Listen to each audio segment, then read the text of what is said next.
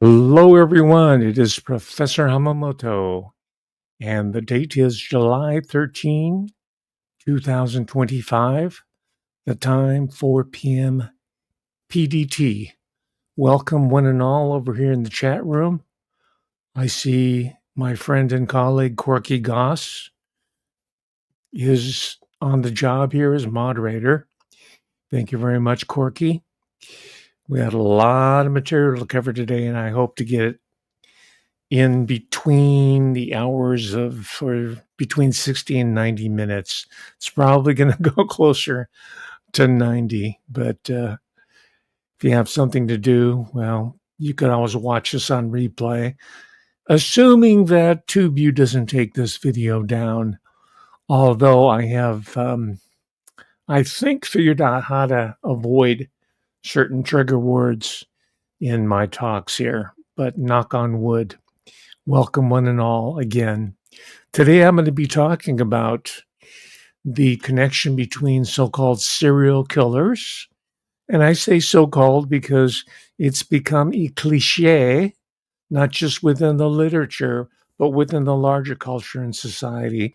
And I'll explain what I mean by that, but I'm sure you have an indication because you've heard my rants about the pop-up pundits and all these snap experts that have appeared over the last several years.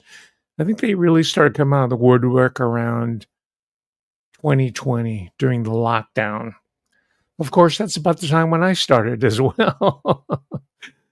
So maybe I shouldn't complain. We're all competing on the same uneven playing ground, right? Because I only have, 60,000 subscribers? And these other characters have 1 million. Like, what the heck did they come from? Anyway, subscribe if you haven't. Most of you have already subscribed who are watching, but for those who are new, please take the time to subscribe right now. Or if you're watching it on a replay, do subscribe. And you can also follow some additional material and streams of inquiry on my Patreon. It's a very fruitful area of advanced exploration, I would have to say. So we're going to talk about specifically the case of Bryan Christopher Kohberger. I didn't put that in the title because this talk is not personality driven. It's not focused on one character, Bryan C. Kohberger. This is what your headline chasers and pop-up pundits do, and the whole public gets whipsawed into following Jeffrey Epstein in one moment, Bryan C. Kohberger at another moment, Sean John Combs at another. And I mention this because I'm going to be talking about a PSYOP that was rolled out during the American War. That's what the Vietnamese people call it. They call it the American War. You might know it as the Vietnam War. It's a PSYOP called Operation Wandering Ghost or Wandering Soul. So you want to be able to catch the end of this talk where I show a little bit of video and some compelling audio that really brings home the PSYOP that was workshopped thousands of miles overseas against people of a different culture and society. But the anthropologists had gone over there previously. First, they came with the missionaries. Then they were sent over by the Harvard and Yale and East Asian Studies people. And a lot of them recruited from missionary families, right? Which meant they were maybe native speakers of the local language and dialect. And they sent them back to Yale and they become intelligence officers. And once they fulfill their obligation to the OSS and CIA and the military, they become professors of East Asian Studies or Southeast Asian Studies at Cornell or wherever it may be. And that same process was enacted all over the American colonial empire. All right, why am I talking about the overseas American colonial empire? I'll tell you right up front. It's because my argument here is that the crimes committed by people like Bryan C. Kohberger are what is known as blowback. It's a military term, by the way. I think it was developed during the era where gas warfare, poison gas warfare was permitted. They found out that, hey, the wind could shift and the poison gas could blow back on us. So that concept was expanded to include ideological blowback, political blowback, right? It has military origins. As I will argue, so does the serial complex, mass murder complex, has military origins from the beginning to the middle process. In the middle process, I mean the conquest of the American Far West and contemporary, right? Noticed that in my little description here, I allude to targeted populations, right? You might think, oh my gosh, I can breathe easy. I'm not part of the targeted population. Well, I hate to disappoint you, but I feel compelled to let you know, and some of you already know this, of course, is that you, and by you I include myself, we are the targeted population. That's part of the blowback concept. You understand? So the generations of violence that the American military and civilian forces, the consultants like the anthropologists and the missionaries that did all the intel that they could use against foreign populations for military conquest, occupation, and continued exploitation, well, that is a through line to all these different cases that we're looking at piecemeal and in a random fashion. Whatever talking points Megyn Kelly or Ashley Banfield, she's originally from Canada. She used to be a good, fairly decent reporter, but I've been watching her shows, and she's falling into the whole follow the latest atrocity menu that's laid out there. And is it Leslie? Ashley, I'm sorry, Ashley Banfield. She was the one that had the cool glasses. Now she wears contacts, or she had LASIK, or I don't know, but the glasses are gone. She might have been swapped out for all we know. That's another talk altogether. Most of these people who are doing these shows are clones. I'm just kidding. They might as well be.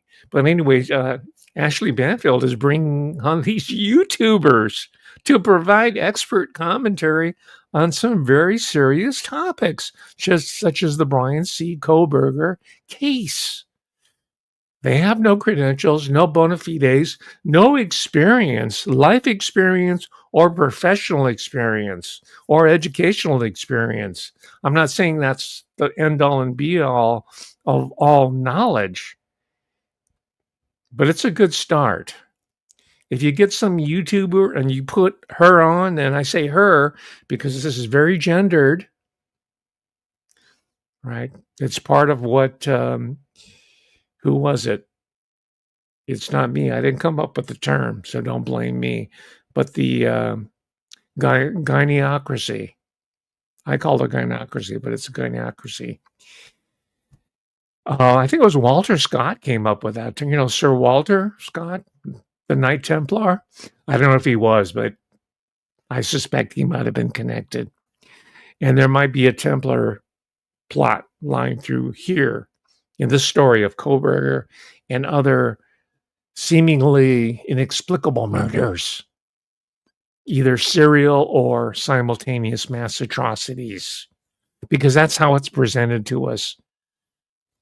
And I'm just picking, Megyn Kelly because she's probably one of the more prominent people out there who do quote unquote true crime, right? And most of you know she's a retread from corporate media, but now she drops the F-bomb, and that makes her edgy and alternative and indie in the minds of John Q. Public.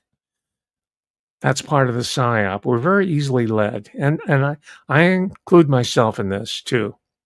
Right? When I'm making these critical comments, just as a matter of practice, include me in on the critical part of it. All right. I'm not standing above you or outside of you or looking down on you. I can see this partly because I experience the whiplash, or what is known as the cognitive dissonance, that's being inflicted on us. But perhaps unlike these other people, I can start putting it in objective terms and stand outside of it and bring other research extrinsic to or outside of what's being bandied about on TubeView. I'll give you one example. And for those of you who are Patreon supporters, number one, thank you very much for allowing me to do these programs. Right? You're funding me, you're subsidizing me. Thank you, number one. But number two, for the Patreon people, you know that I've been shooting you some articles. You can't see it here, it's being washed out by the lights.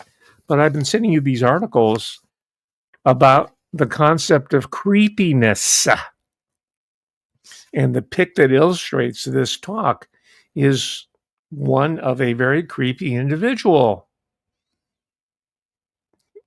I can safely say that, I believe. If I polled 9 out of 10 people, showed them that photograph, they said, yes, that's a creepy person. Right. And as it turns out, we might get to this a bit later, but I have so much other material. I just wanted to get it kind of out front to let you know that there's a number of levels here that the YouTubers cannot broach. They can't even hope to broach it. And I don't care if they're a former public prosecutor who's crossed over to the other side and is now a criminal defense attorney, or they're a social worker, or they're a psychologist or a psychiatrist, a therapist. I don't care if you are Dr. Todd Grande. You're not going to be able to put it together like Professor Hamamoto because you haven't put the work in, and secondly, you don't have the skills. All right. By the way, I have nothing personal against Dr. Todd Grande. I like the show, but I like it as entertainment. I don't take it as a serious diagnosis of these characters that he talks about. When I say he's got a whole staff of writers there. And it's made a lot easier for people like him because there's ChatGPT. And a lot of the newbies that are around here that are being now featured on Ashley Banfield, she's like pimping them, right? They have the advantage of ChatGPT because they don't know what the hell American history is about. If it came out behind them and bit them on the butt, they wouldn't know what it was. Okay, that's where ChatGPT is going to fall short. All right, most of you who are watching this understand that, but those of you who don't are already beginning to tune out and say, "Well, why don't you get to the topic? We want to know who done it. We want our Happy Meal right now. We want the punchline. Come on, Joe Rogan, tell us the punchline. Come on, Jimmy Dore, or any other retooled, retread comedian who now has these shows. Give us the punchline. Pass me the doobie. Yeah. Are we a nation of Beavis and Butthead? Maybe so. I never watched that show, by the way. I've never sat through a single one because I like real animation, for one thing. Anyway, there is a burgeoning, if I should say, maybe a budding is a more modest word, a budding body of interest on creepiness that's being done by behavioral scientists. And I mentioned there's a double-edged sword here. Psychiatry to me is a pseudoscience. Psychology is a replacement for religion. That's not an original insight, by the way, hardly so.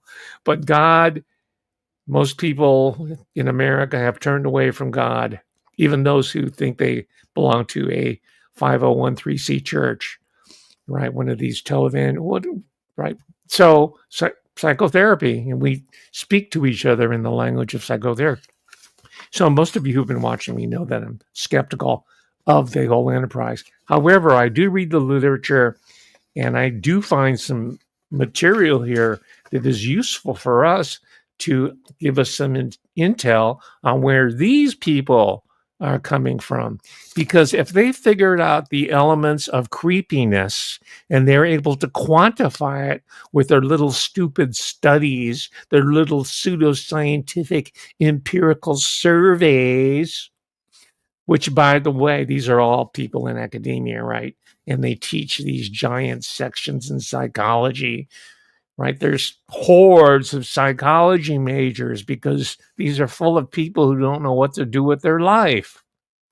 But that's okay. If you know what to do, that's fine. I'm not criticizing it. I'm still trying to figure out what to do with my life. But the point is that anybody who doesn't want to major in biology or chemistry is a default going to go to psychology because you're going to help people. And so these people are drawn, the students, the undergraduates, as a pool for these whack empirical studies and say, okay, we're going to show you some pictures and we're going to quantify your reaction. Is this creepy? Is this creepy? Is this creepy? By the way, I'll cut to the chase if you want to see the article. And by the way, I encourage any students out there, undergraduate or graduate, or if you know students who are going back to school, because they hate writing research. I know. And I've read tons and tons of really terrible, mediocre, repetitious papers, right?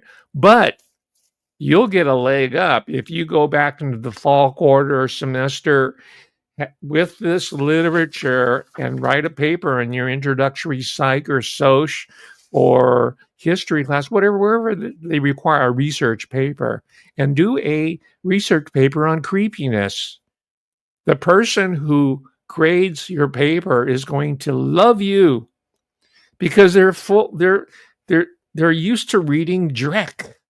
That's a Yiddish word for just useless garbage, right? Because most people don't have an imagination. They can't even come up with a topic that engages them. They just want to copy whatever else is being done at the moment, right? So if it's trauma's the buzzword of the moment. Okay, you've got all these papers on trauma. If gaydom becomes cool for 20 years, every paper has to be about gays, lesbians, transgenders. Well, get ahead of the pack and do a paper on creepiness. And you'll get an A. You'll get an A because the reader or the professor or the teaching assistant, and Bryan C. Kohberger was a teaching assistant. He was getting his tuition. I don't know the specifics, but most of his tuition was covered in exchange for a teaching assistantship, and he might have been getting a monthly stipend. And I know this because I've been through the process. That's how I got through grad school. I was a teaching assistant, and I taught these little courses that the full professors, the full faculty didn't want to do it because they were getting these papers about cliched topics like on stereotypes or whatever it is. So they give them to us because we're trying to learn how to teach and to be pedagogues, right? So he worked his way through his teaching. He was fired though. One semester only. By December, he was fired. And I mention this because this might, and I'm just speculating, this might have not really encouraged his sense of self-worth and image, if I could use these psychologistic terms. It might have even pissed him off because he did seem to have a highly inflated sense of self. You might say he was an egomaniac. But of course, that is not unusual in an academic setting. Everybody who's there thinks they're they're going to win the Nobel Prize in something. And all the students think they are brilliant. And now they're in a larger pool of people drawing from all over the country and all over the world, and they're competing with them. All right, by the way, these insights that I'm sharing with you comes from this book. It's by Howard Bloom. He's a well-known and respected journalist. It's called When the Night Comes Falling, subtitled A Requiem for the Idaho Student Murders. And I was going to critique this book, but that's really unnecessary. If you want to pick up the book and read it, fine. I understand it's now in a paperback version. I couldn't wait for it. I had to read it. But there's now a paperback edition with an afterword. And I don't know if I'm going to get it or not. Probably I'll wait for a while. I'm moving on to new fertile grounds here, right? And that's why you need to subscribe so you'll get their notification, because I got a lot more material to present to you. And these are all original insights. All right. If you rip me off, please mention my name as a professional courtesy. Otherwise, you're a plagiarist. I just mentioned that because that's my career. I came up with such ideas. I mean, the next two months later, people are presenting the same material to me at conferences that I had already done. Right? This is a typical pattern with me. That's okay though, because the larger objective that I have here is not to get a bunch of clicks as one of these pop-up pundit type hybristophiliac people that are now supposedly true crime experts. That's not my objective. My objective is to answer the why questions. Why is this happening at this particular historical moment? Now, last week there was discussion of a couple of works, right, by another well-respected award-winning author who has a single factor explanation of why there were so many serial killers in the Pacific Northwest of America, from Ted Bundy to Randy Woodfield, on and on and on. And she says it's because of environmental pollution. But the well, I don't want to critique the book, but you got my argument last week. It's everywhere. It's not just the Pacific Northwest. Right. And I will tell you right up, I've been telling you this over and over, and this is an argument that's unique to Professor Hamamoto. So if you want to rip it off, I'm putting my timestamp on it right now. I've been saying this for years anyway, but I will tell you again that these people, like Bryan C. Kohberger, they are lab leaks. Lab leaks. I came up with that characterization this last week after spending many, many hours with the material, reading it, thinking it over, assessing it, watching tons and tons of videos. And I'll get to some in a moment. Be patient. But I said, wow, Bryan C. Kohberger is a lab leak.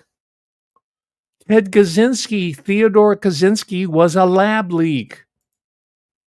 Ted Bundy was a lab leak. They were university lab leaks. They came out of university research programs.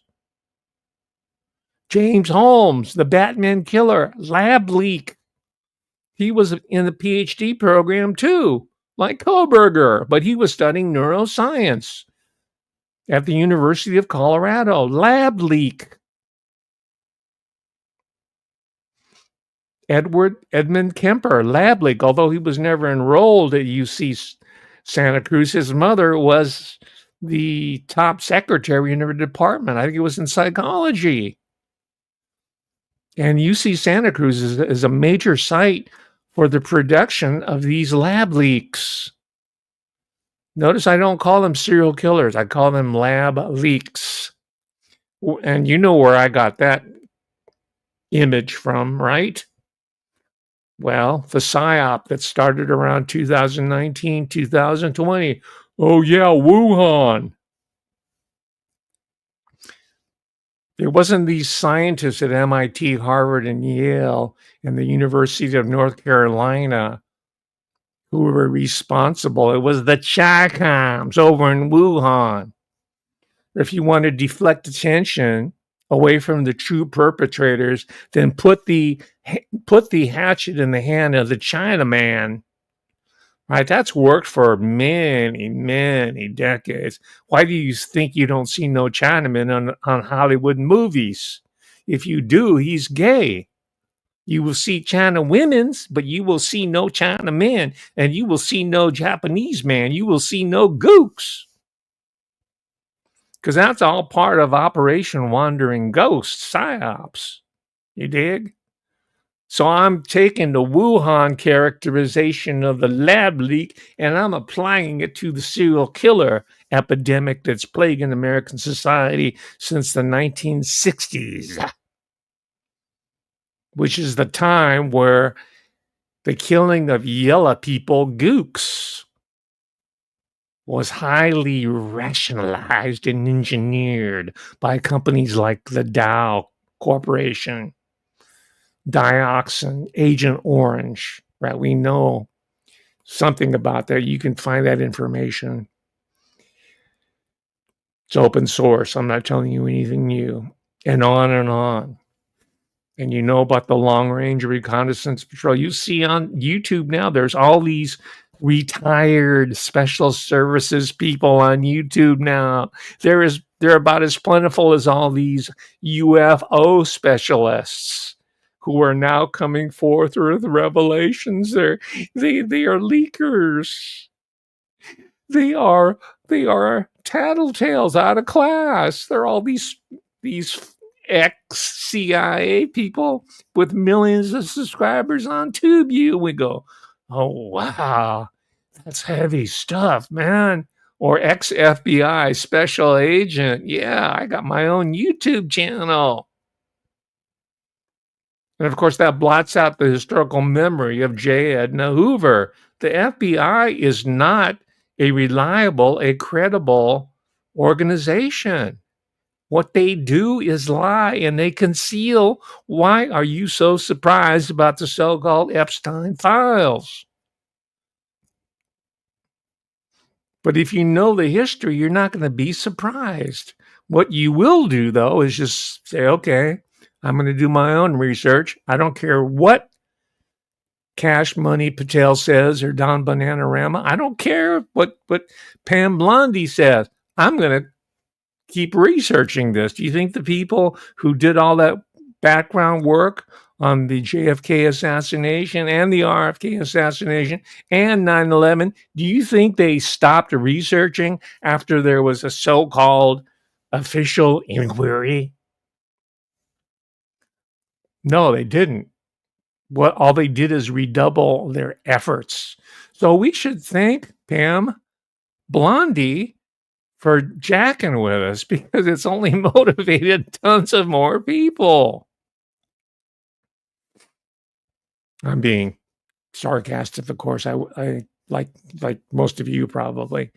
I wish they had just been upfront about, but they can't because those secrets, that power that lies at the core of state power can never be uttered. It can never be revealed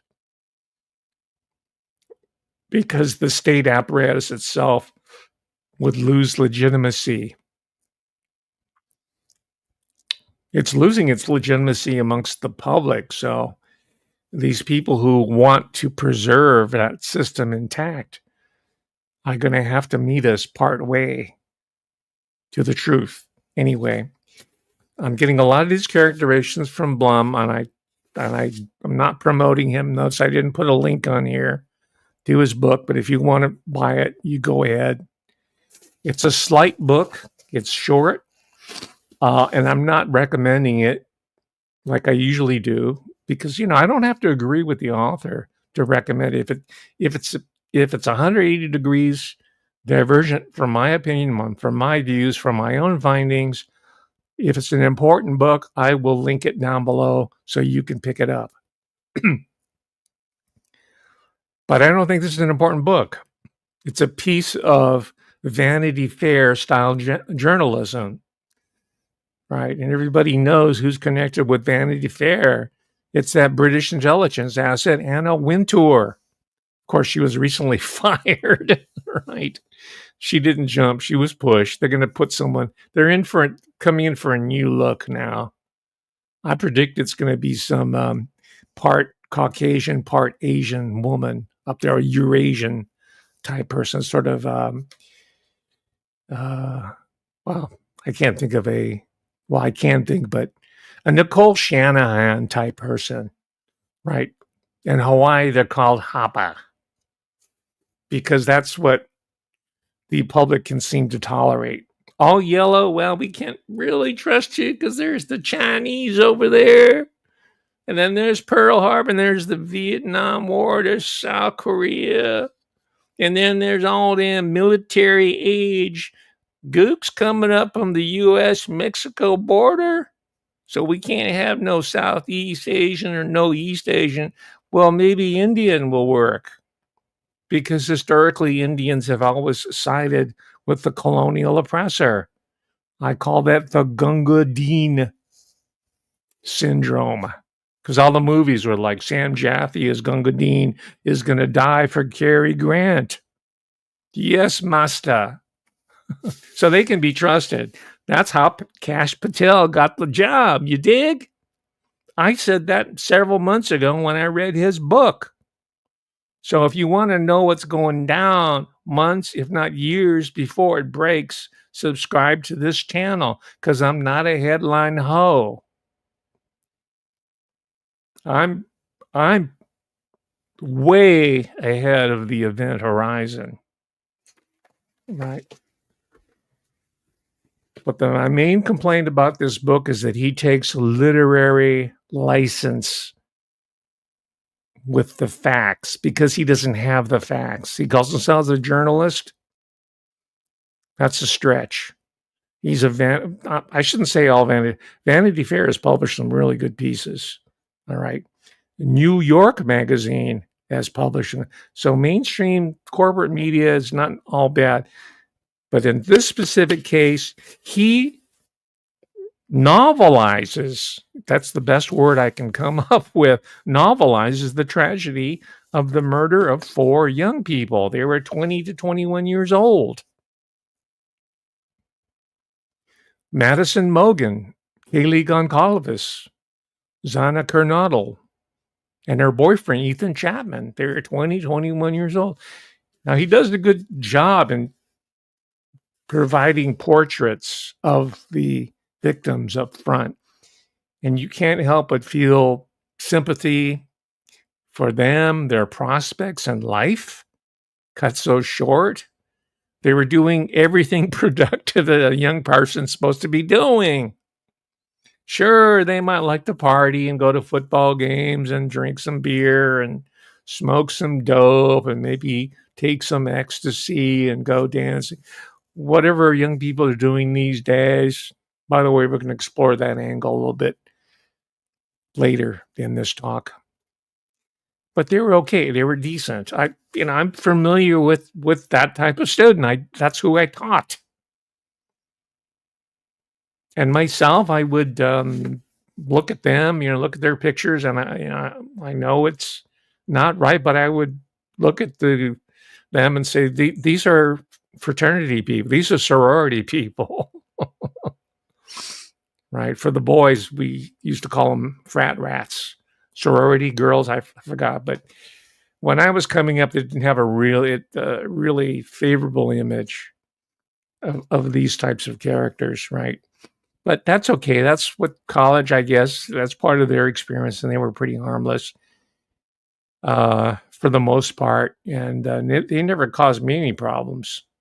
Myself, the ones that caused me problems are the ones that were being recruited as organizers by the unions like SEIU and other off-campus communist groups who would get 19-year-olds, give them a hand job, or set them up with an older woman and screw their brains out and send them into my classroom as programmed agents.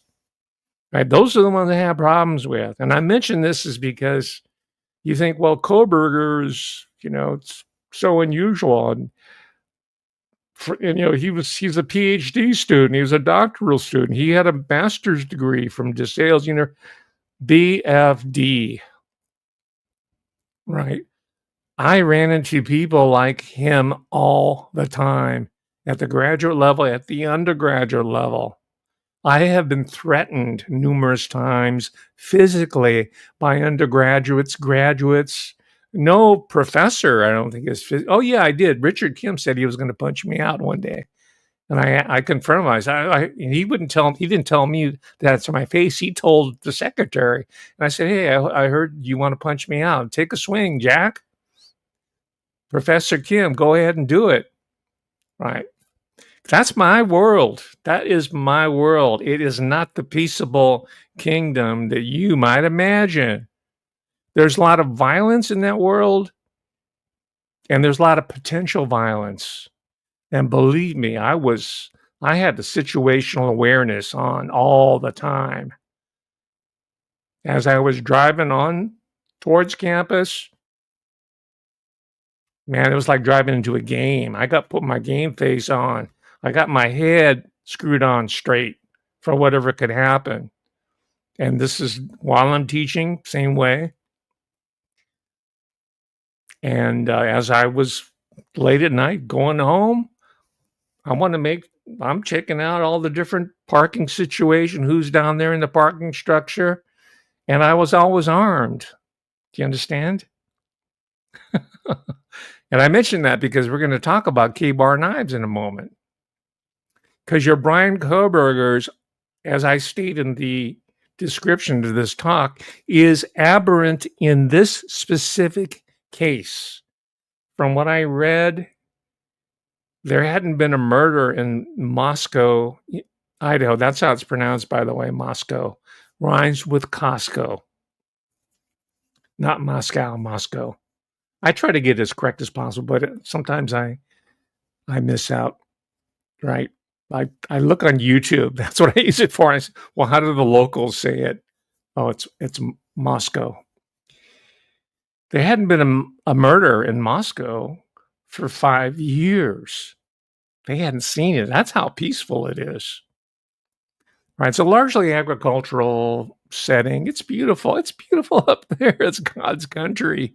And of course, the university is there. I'm sure hundreds, if not thousands of people are work for the university related jobs, career, not just faculty and staff, but maintenance and you name it. And I mention this because we're talking about a city within a city. The university has a hard time keeping tabs on criminality and the comings and goings. And I know this because I was friendly with the cops at the UC Davis campus police. I used to go visit them. I had to write out reports sometimes because I wanted to make sure that every time I got threatened, that motherfucker was written up. His name was in the record. So if he did get over on me, which would be pretty unlikely, tell you the truth, but if I did wind up dead, they'd have his name in the record. So they knew me, and they dutifully, they were very professional. And they laid it out for me fairly well about how most of the people walking around on campus are just oblivious to the dangers that are lurking about. Just like maybe it was a couple of years by now, there was a guy who's an illegal immigrant from Bolivia or Guatemala. I can't remember what it was. He had just got kicked out of UC Davis, and he went on a killing spree. This is a couple of years ago. He put the whole scare into the whole little town of Davis, California. That can't happen here. BS, it can't happen. It can happen anywhere, and it does happen there all the time. It used to be suppressed until there was legislation. It's called the Clery Act, Clery, that compels universities, colleges to report regularly on crimes, keep records, and and keep a database of crime and warn the public of it. I think that's a good system. I get warnings all the time saying, "Well, stay out of parking lot 2 area. We found whatever. Usually they're minor crimes. Someone got their car broken into or their bicycle got stolen. But every once in a while, there's this serial killer."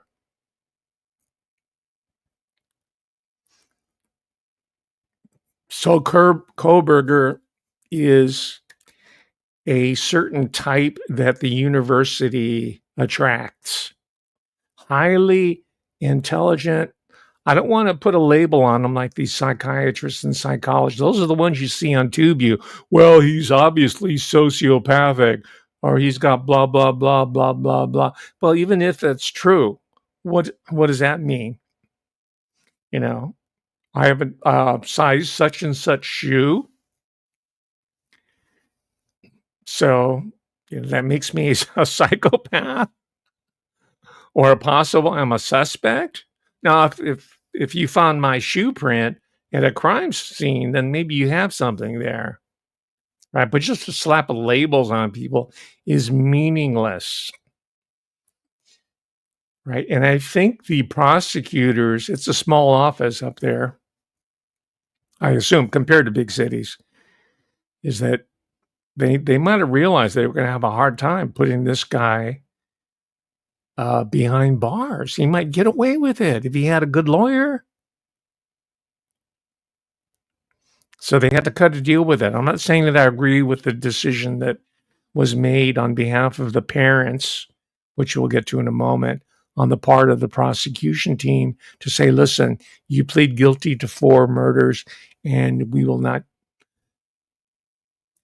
recommend the death penalty. That's going to be, the sentencing is like later this month, I think in late July. They're taking that off the table. So I'm not saying one way or another, because I know people are angry about that. Seemingly a unilateral decision. And I can only imagine how the parents feel about that, right? Because you want justice. We all want justice. Just as we wanted a certain verdict about Sean John Combs, we wanted a certain outcome where it comes to the Epstein files. We wanted a certain outcome where it comes to Bryan C. Kohberger. But if it's not forthcoming, then what? Right? We are left in a permanent state of suspension. Maybe that's part of the goal. That's part of the PSYOP. I don't know. Okay, just to give you a feel for the coziness of the town, if you can call it. I went to grad school, at least for the master's degree, in a small college town. And I said, wow, this reminds me of Bowling Green, Ohio. Oh, thank goodness when I was there were no serial killings going on. This is so long ago. Serial killers were not a cultural phenomenon back in the 70s. But they've been growing with the rise of SSRIs, with the funding of criminology and psychiatry in this area. There's a whole apparatus here that it plays in the university that seems to be growing these creatures. That's why I allude to them as a lab leak. Now, whether it's a purposeful lab leak or not, that's another question. All right, but here is the a short piece with the coroner of she's a county coroner. It's Latah County. I think I'm pronouncing it right. These are all Indian names, by the way. Idaho, Latah, and I'll get to the reason why. This is all Indian country land. the blood and the death is still seeping up out of the earth. The cries of the natives are still being heard in the types of crimes that are being committed now, seemingly on a routine basis. So here we go. We spoke with the Latah County coroner just a few hours ago. Kathy Mabbitt is calling all 4 deaths homicides and that the cause of death is likely a stabbing, but we won't know that for certain until the autopsy report comes back and she can make that official ruling. Now, to break that down even further, Latah County contracts its autopsies out to the Spokane County medical examiner. I confirmed this afternoon that Spokane County is in fact conducting the autopsies on the 4 University of Idaho students. The county spokesperson for Spokane says the medical examiner has not yet started those autopsies. Once they are done, the medical examiner will forward her recommended findings to the Latah County coroner. The Moscow Police Department or the Latah County coroner will release the official ruling. Now, this afternoon, the coroner described what was a gruesome scene at that home of those 4 students. Well, there was a lot of blood. It's a very sad scene.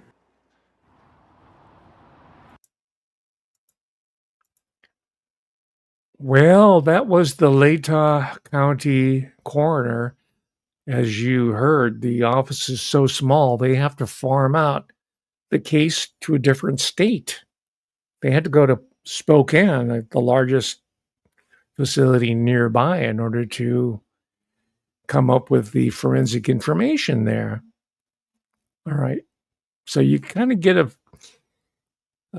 kind of a feel for the type of environment that is typical of the undergraduate. If you want more information, there's some about the party scenes and what people did on Thursday. Usually it starts on Thursday because that's the last day of classes, and by Friday, you're getting ready for the football game or basketball.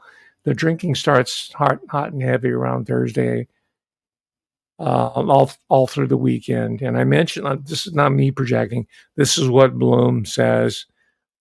Idaho, University of Idaho. They were known as a quote unquote party school. Right. There are certain ones. I think Arizona State nationally is known as a party school. You can look on YouTube and get reviews on where the places have the funnest parties. They've got your ecstasy and beer pong and whatever else they do. Within the UC system, I think it was most of the campuses, the people there are pretty serious. By serious, I mean studious.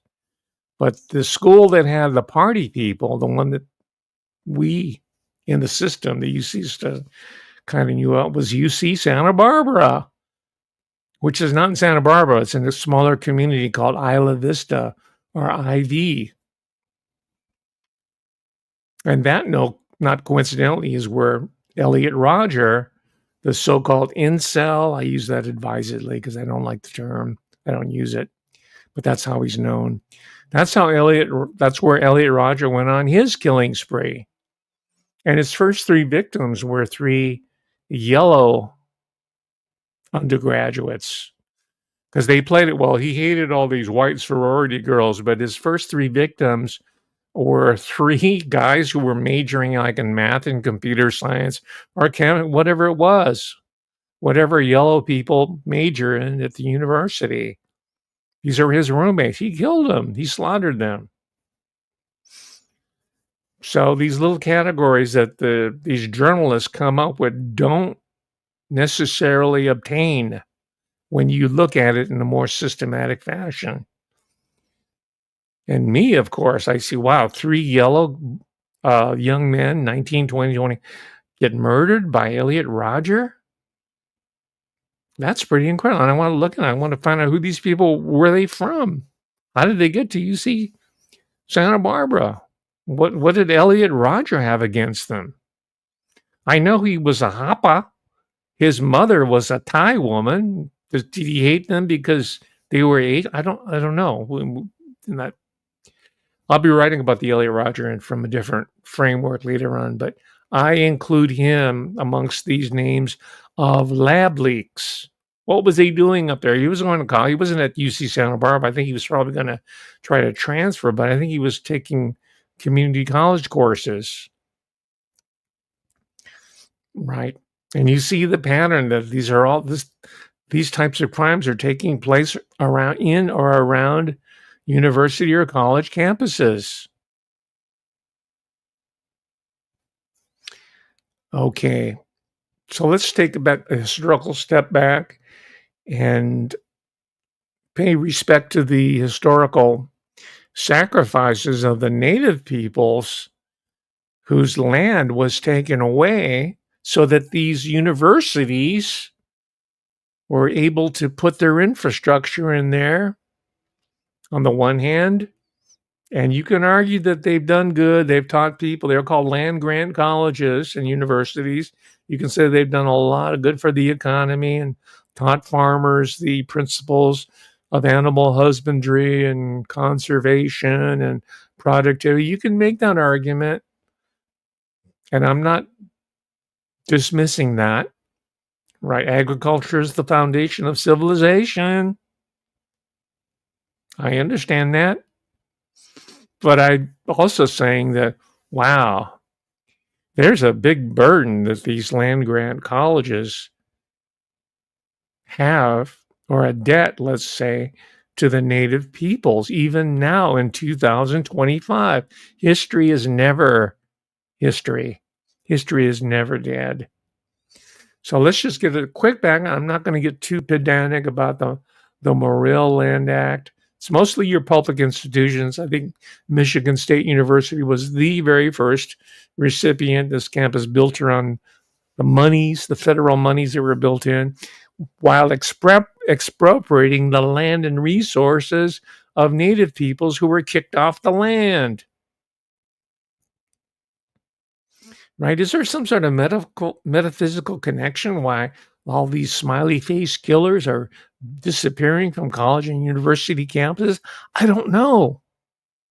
I don't have any empirical information about that, but to me it seems like a really interesting correlation that none of these Megyn Kelly or Ashley Banfield or the new hybristophilia experts on serial killers, they don't really go there because they're not interested in patterns. They're interested in one-offs. They're interested in celebrity. They're interested in headlines. They're not interested in the why. They just kind of want to know how until the next one comes along, and then they're off to that one. I want to know why. And unless we do know why, the situation is going to continue. Right? These are engineered problems that we're seeing here. And if you understand it in such fashion, they could be unengineered. My gosh, the EPA, they took lead out of gasoline. Right, that was a big accomplishment. It's happened before. RFK Jr., he's making certain strides in ensuring that certain adulterants aren't entering into our bodies. Change can come about. It does matter who is in these elective offices or appointed offices. For all you cynics out there who say, well, nothing's going to change. Well, if it's not him, it's blah, blah, blah, blah, blah. So let's just take a quick look at the Morrill Act and we'll wrap up pretty soon. Explores the Morrill Act and the unfair land treaties drawn up by the United States and their consequences on various Native American communities. The Morrill Acts of 1862 and 1890 had a major impact on the development of higher education in the United States by creating state schools on parcels of land acquired through mostly unfair treaty agreements with Native American tribes. The purpose of the Morrill Act was for the United States to begin establishing colleges that focused on agriculture and the mechanical arts so that average citizens would have the opportunity to attend college and it would no longer be a right reserved for the wealthy, and so that the country would benefit from the knowledge being attained by those attending. Okay, you get it. You can look at it yourself. She's just reading off the script. I just wanted to show you so you know that there is this historical connection that brings to bear murders that occur on these campuses, university campuses. By the way, the whole UC system is a product of the Morrill Land Grant Act, signed himself in 1862 by President Abraham Lincoln. All right, and then they signed another a little bit later, just around the time of the American Civil War. Okay, and if you think that this is remote, out back on the Great Western Reserve, no, right in my backyard here, not that far. I can go on a day trip up to the Shasta area and visit the site where Captain Jack, that was his American name, the last Modoc warrior, a band of less than 100 people, fought off the American cavalry. This is during the American Civil War. He went up the mountains. There's like these volcanic lava flow grounds there, and Captain Jack went up there and held them off for a year. This is like 1872, 1873. And I visited just by accident a local history museum that had a whole exhibit about Captain Jack. Right, just very quickly.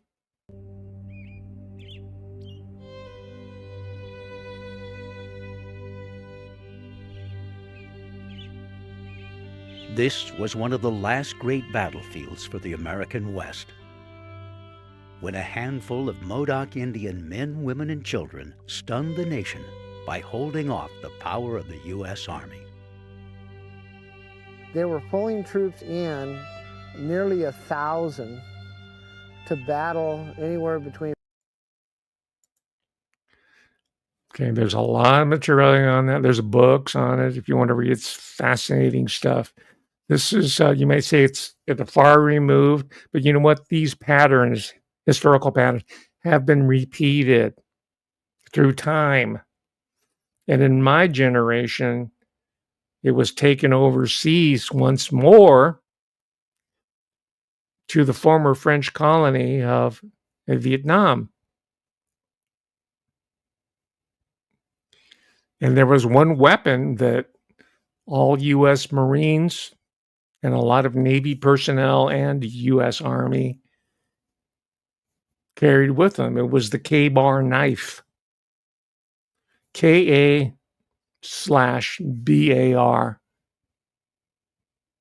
And that name, it's a standard, by the way. You can buy it.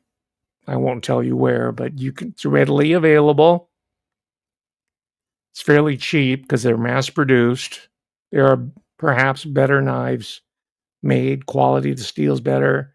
I have some myself, not just KBAR, but some of the better premium knives, which I don't take out in the field. KBAR I will take out in the field.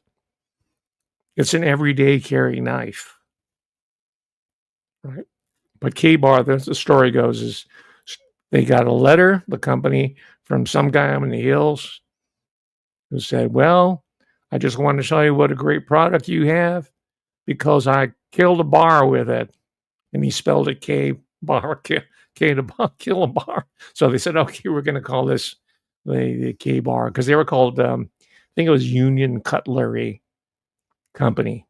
This is upstate New York in the U.S., which was a cutlery center for the country. Because guess what?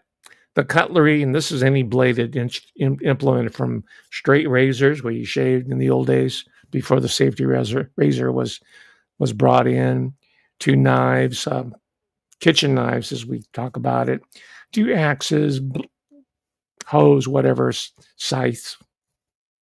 That's all generically known as cutlery.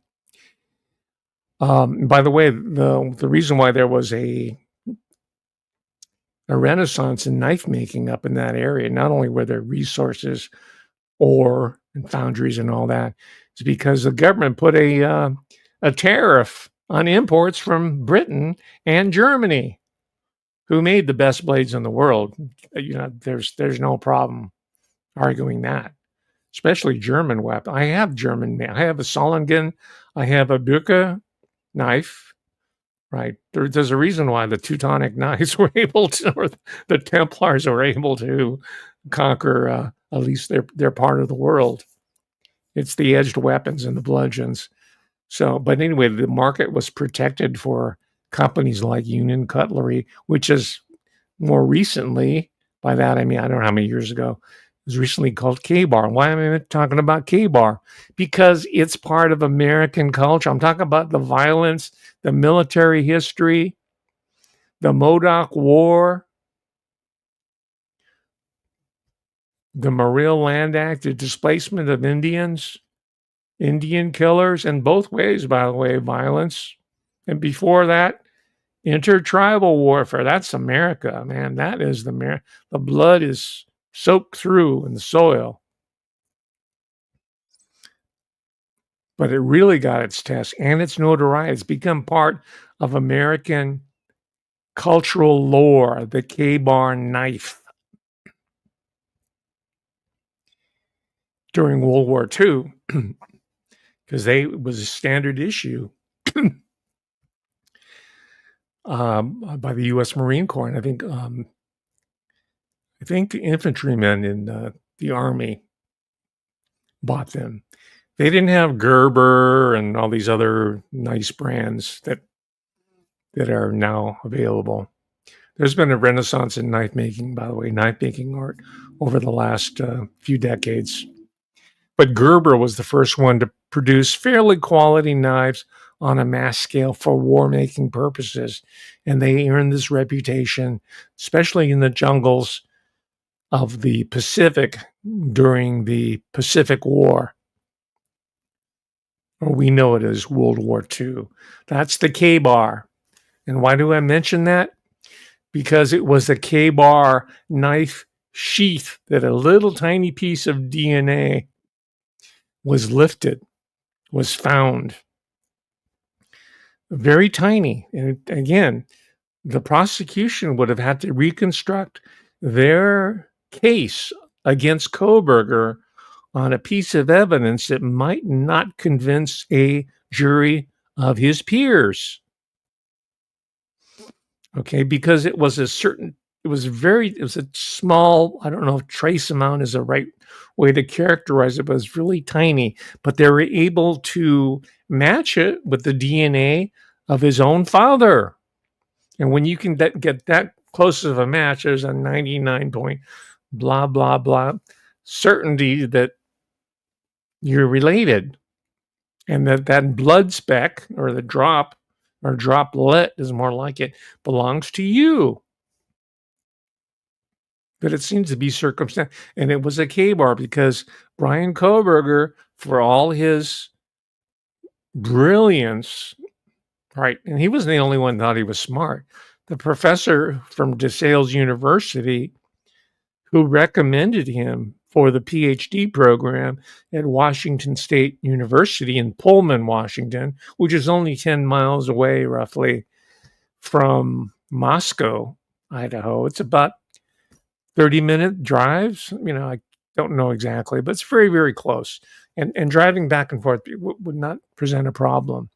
But his professor at DeSales University, back in his home state, said he was like one of two brilliant students she's ever had in criminology.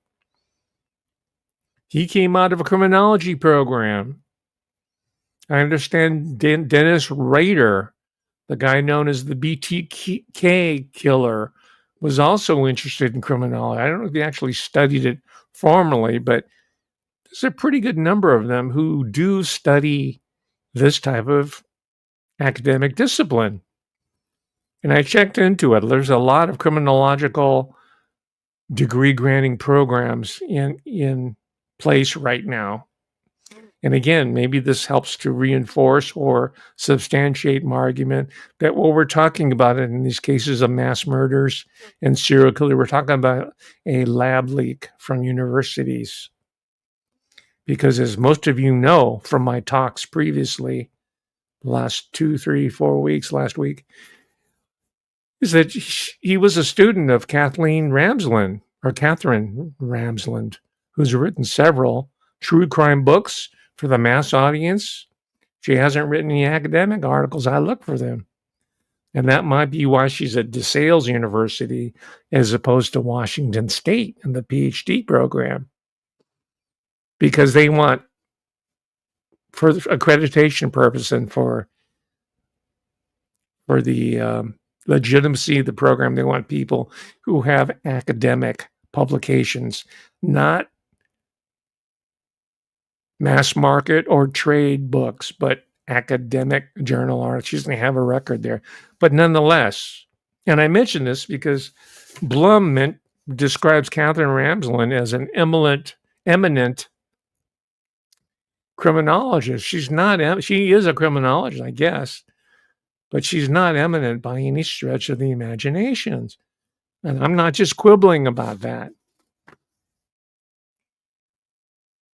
She doesn't have any training in it. Her degree, from what because I'm interested in this.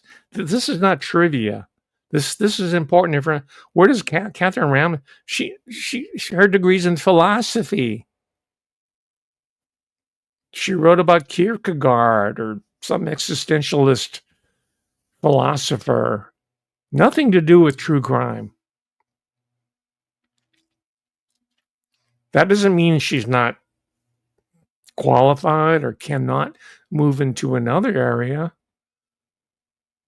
but she doesn't have training in this area. I think from what I can reconstruct, she earned her bones by being a research assistant or maybe a ghostwriter or some sort of professional relationship with this guy who's a criminal profiler. He's pretty well known, John Douglas. I might be getting that wrong, but I have to double check. But I kind of noted that in my mind because I wondered, how did she get on? How did she become the go-to person when there's a serial killer on the loose? They go to Catherine Ramsland. How does she get the contracts from all the white shoe girls that run the publishing racket in New York City? And they are girls. They are women. Check the pictures. You can see their photos there. They're all of a certain ethnic, racial background, but I noticed they're hiring a few yellows, probably from Bryn Mawr or Smith College or Wells, one of the elite liberal arts colleges. They're getting into publishing too, but it's mostly white shoe girls who probably come from wealthy families who need something respectful to do but doesn't pay much money. Publishing. And I mention that because in my professional career, I have received nothing but condescension from these white shoe girls. Nothing. The white shoe boys are much more respectful to me than the white shoe girls. Right? So whenever I have the opportunity to point that out and why they're promoting Catherine Ramsland or other types of people, or May Gynecology Kelly, or Ashley Banfield, or these newer ones. There's these cubs that they're cultivating. They're going to put them into the throw. Well, what was her name? She made her bones in the conservative circles. I've been seeing her. I can't remember her name. She talks a mile a minute. She's been showing up, commenting about Epstein, blah, blah, blah. Right? Do I feel threatened by them? No, I don't. I don't feel like I'm in competition. I'm just describing to you the media environment in which we are being told to swim, the cesspool. So, of course, we're not going to come to any sort of understanding, resolution, or any sort of lessons that are going to take us forward. We're just going to be locked into a spin cycle as dictated by Anna Wintour wannabes. So let's break the cycle. So let's take a quick look at KBAR history. Check it out for yourself. By the way, Blum, I think he makes a passing reference to KBAR. And I think he went to Stanford undergraduate, for what that's worth. He's a stallion. Plus, he's a buddy of Graydon Carter. Right, Graydon Carter. He's retired recently, but he's like on the top of the. It's a giant club, and I don't belong to it. Neither do you. But that's okay. We will self-publish. If you want to read my book on serial killers, then it's going to have my imprint on it. Okay. So let's take a look at the KBAR. Under young Danforth Brown's guidance, Danforth Brown led the company through the Great Depression and brought them right up to World War II and had them prepared and on a good footing to prosper. surviving the Great Depression allows for expansion in the 1940s. War looms on the horizon. When it comes time to produce combat knives for the U.S. military, Union Cutlery has the skill, equipment, and infrastructure in place to produce and deliver products that contribute to the war effort. So World War II, and the War Board goes to essentially anybody who can manufacture anything. And whatever your product was that you made, you stopped making, and now you started making products for the war effort. The knife companies, they all made military and war fighting knives. Union Cutlery is just one of a number of cutlery companies that supplied troops with combat knives. The most famous, the 1219 C2, or USMC Fighting Utility Knife, is designed, refined, and submitted for approval to the U.S. government by USMC Captain Howard America, USMC Colonel John Davis, and Danforth Brown. Danforth decides to use the KBAR trademark on products made for U.S. troops. Most of the companies that were producing these products, it would have a name on it, their company name, or it could be a town, and say USMC. KBAR was one of the only ones that had a trademark name on it that wasn't their company name. This collaboration forms the foundation of KBAR's relationship with the United States Armed Forces. A lot of people, when they see a KBAR, they say, boy, that's quite a fearsome weapon, a pretty amazing knife to use in possibly a hand-to-hand situation in combat. But for most soldiers, it's a utilitarian use. The basic uses of any knife in use in the wilderness and in the woodline. A lot of folks used them for preparing hooches, as we call them, or shelters in the woods. Use them for preparing food, whether it's dressing in field game in the woods or cutting down bamboo shoots. Very many more utilitarian uses actually for the KBAR than actual combat uses. Union Cutlery isn't the first to produce the 1219 C2, and they don't make the most of the combat knife. But according to troops in the field, they make the best version.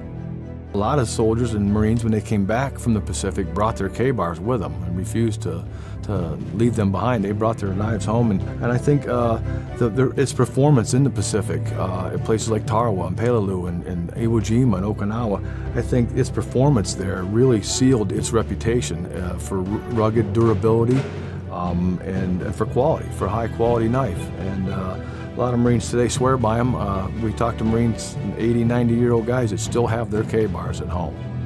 Despite the different manufacturers, American troops begin to refer to all fixed-blade style knives as KBARs. The name has become iconic. The sound of the name, I believe, has made an impression on people.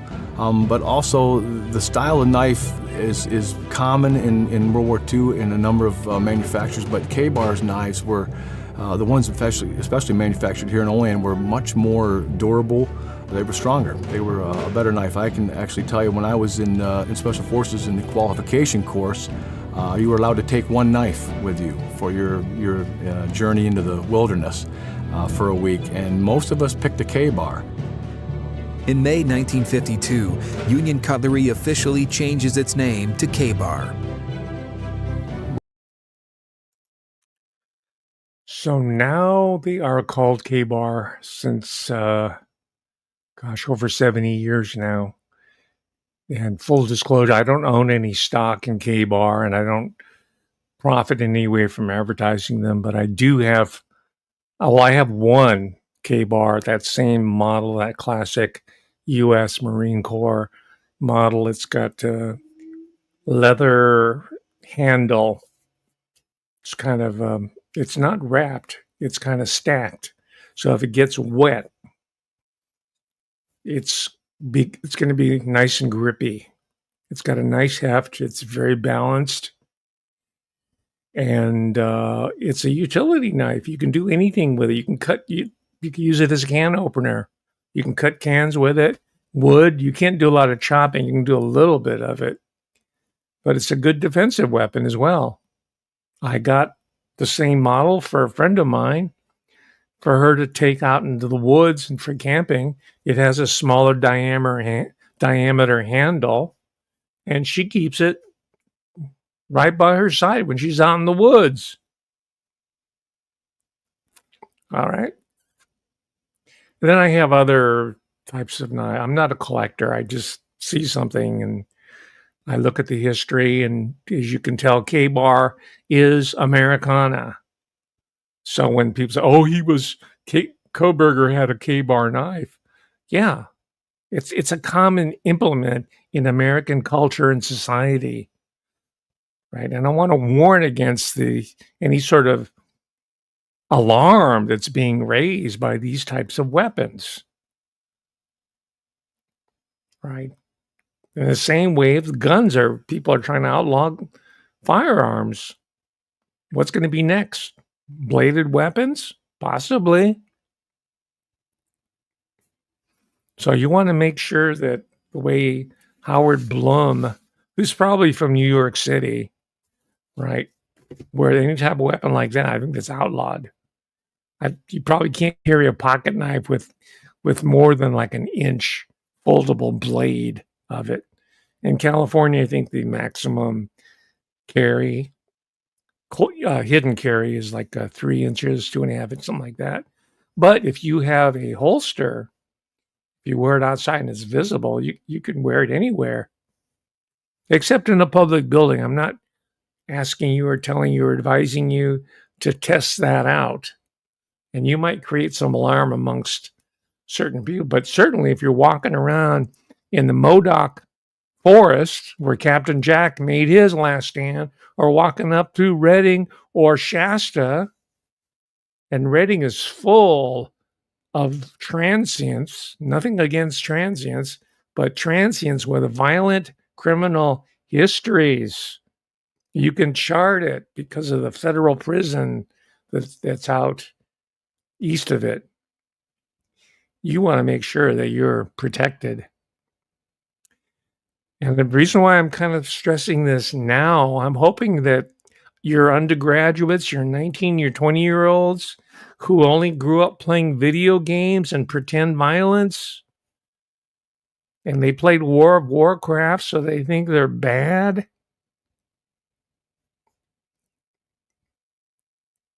Maybe you should study the real history of American historical violence and how to protect yourself against it. Not just physical violence, but psychological violence that's being visited upon you by your so-called smartphone. It's being streamed into your consciousness. It's Operation Wandering Ghost.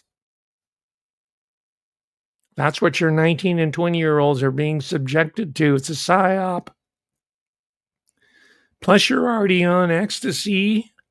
You're on meds. You're on SSRIs anyway.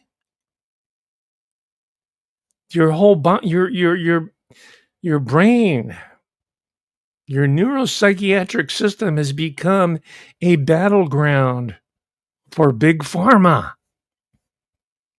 Robert F. Kennedy Jr., please hear our cries. And as I alluded to at the top of this installment, please subscribe. As I alluded to, a lot of this, if not most of it, was workshopped in foreign wars.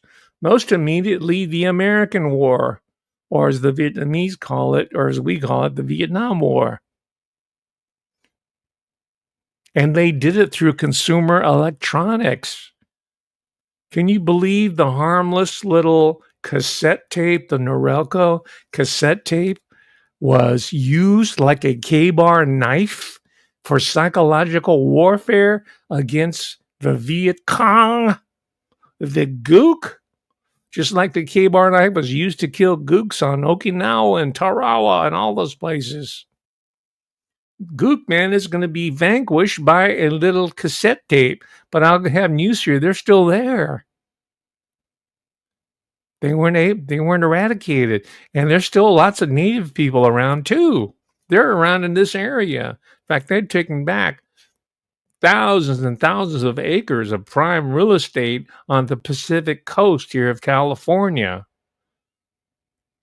One of their tribal names is Ohlone, and they did it through exercising their sovereignty as a nation.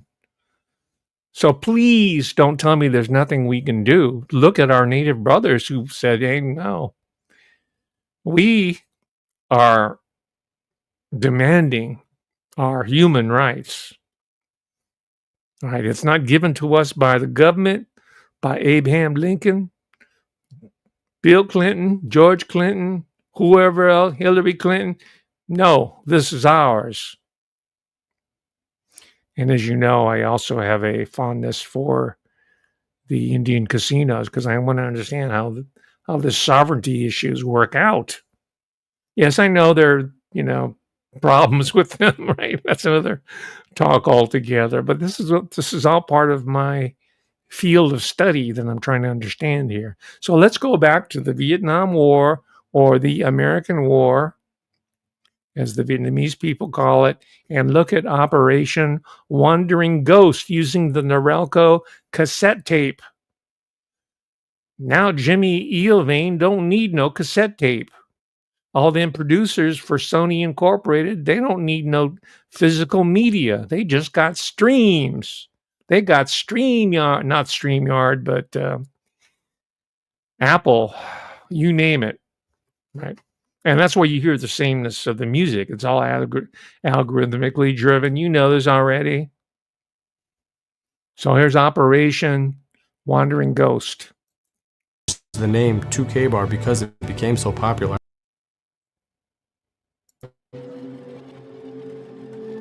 These recorded voices are the sounds of psychological operations created by the U.S. Armed Forces during the Vietnam War. Designed to intimidate and demoralize the North Vietnamese in their fight against the Americans, actors are cast as pleading voices from home, voices from the beyond, and voices of the dead. These imaginary ghosts have a home as well, on recordings known as the ghost tapes. The basic idea behind the ghost tape, or the ghost tapes, the different versions, was that in that culture, you must be buried according to a certain protocol. And in the best of all possible protocols, you need to be buried close to home. And that was not happening. There were a lot of bodies being left on the field. If that's the case, then according to their own culture, that spirit is just going to be wandering and angry and lost for eternity. And that's where this particularly wild, strange, unnerving piece of audio came from.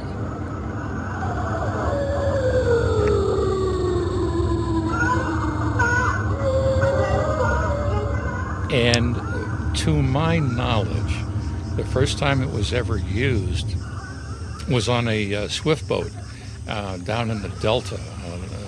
And they got into a situation where there was no moon. The swift boat team cut their engines because they wanted to give the impression that it was a spirit on the loose, a real wandering spirit speaking from the night sky. They drifted down into what was anticipated to be a VC concentration or an NVA concentration. They launched the tape, and it was echoing all over the Delta. And my understanding is they got 13 defections after that first use.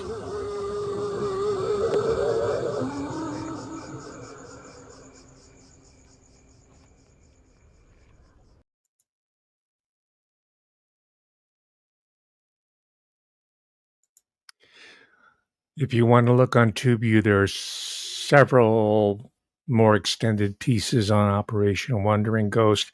I don't think there's a single volume. I was looking for it on Wandering Ghost per se, but there are a number of articles that are available online on that particular psyop, because people say, "Oh yeah, I know everything about it. I Manchurian Candidate." This, they have all these defaults that have been programmed into you by Candace Owens or somebody else, right, to terminate any sort of further understanding that this is permeating our own lives right here and now.